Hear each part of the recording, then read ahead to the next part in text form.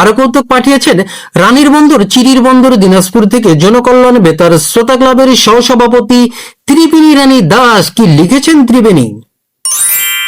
Cinema হলে cinema দেখতে গেছে এক যুবক, তার পাশের সিটে বসে আছে এক বুড়ো। ওই বুড়োর হাতে একটা ছোট পেপসির বোতল। বুড়ো 5 মিনিট পর পর বোতলে চুমুক দিচ্ছেন।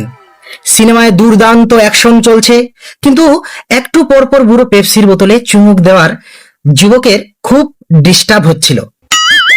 এভাবে অনেকক্ষণ চলার পর যুবক বিরক্ত হয়ে বুড়োর হাত থেকে পেপসির বোতলটা কেড়ে নিয়ে বলল, এটুকু খেতে এতবার চুমুক দিতে হয় আপনার?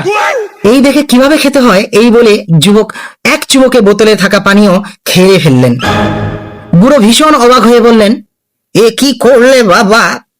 আমি তো পেপসি খাচ্ছিলাম না, ওই বোতলে একটু পর পর পানের পিক ফেলছিলাম বাবা রে। চমৎকার ছিল কৌতুক।